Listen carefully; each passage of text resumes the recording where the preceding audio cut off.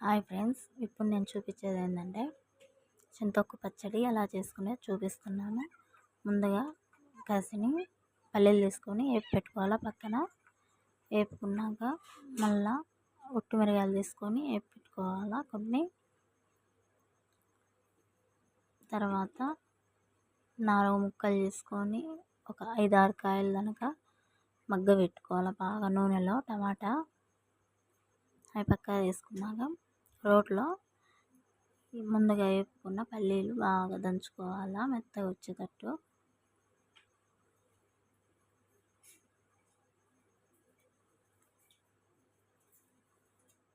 దంచుకున్నాక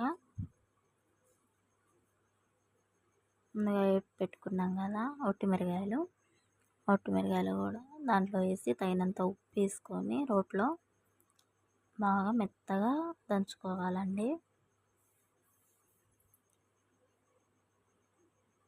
చాలా ఈజీ.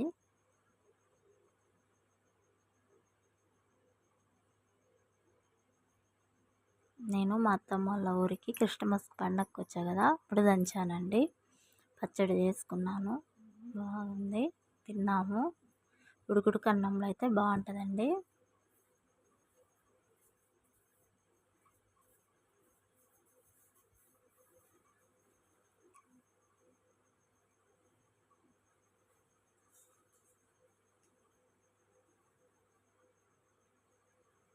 బాగా మెత్తగా అయ్యేటట్టు దంచుకోండి.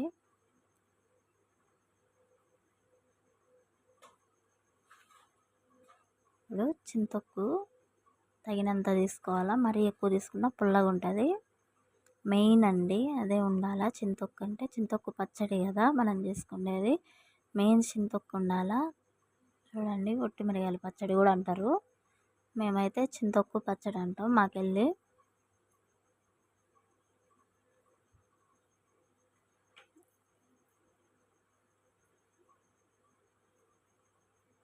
కలుపుకొని దంచుకున్నాక ఇప్పుడు ముందుగా వేపుకున్న మగ్గబెట్టుకున్న టమాటా ఉన్నాయి కదా, వేసుకొని బాగా రుబ్బుకున్నట్టు అనాలండి పచ్చడిని రోట్లో. అప్పుడు బాగా మిక్సింగ్ అవుతుంది, బాగుంటుంది పచ్చడి. చూడండి,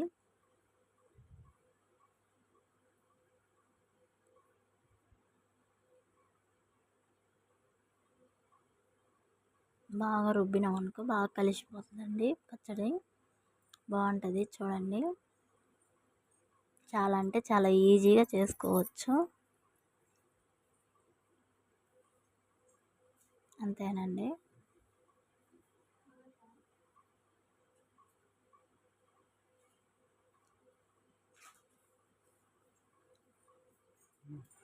కొన్ని నీళ్ళు వేసుకొని బాగా దంచుకోవాలా, రుబ్బుకోవాలా. రుబ్బినాక చాలా బాగా వస్తుందండి పచ్చడి. చూడండి,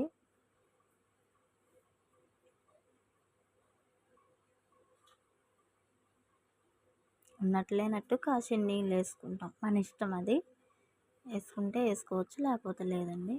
అంతేనండి, పచ్చడి అయితే అయిపోయింది. చూడండి, చాలా ఈజీగా. నా ఛానల్ నచ్చినట్టయితే లైక్ చేయండి, షేర్ చేయండి, సబ్స్క్రైబ్ చేసుకోండి, గంట సింబల్ని నొక్కండి. మరెన్నో వీడియోలు మీకు వస్తాయి. సబ్స్క్రైబ్ చేసుకుంటే నా వీడియోలు ముందు మీకే వస్తాయి, అందుకని చెప్తున్నా.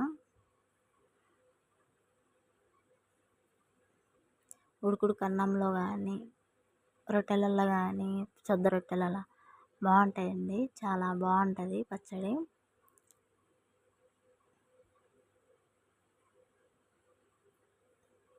నేను కూడా తింటున్నా చూడండి ఫ్రెండ్స్, పచ్చడి వేసుకొని. Bye friends.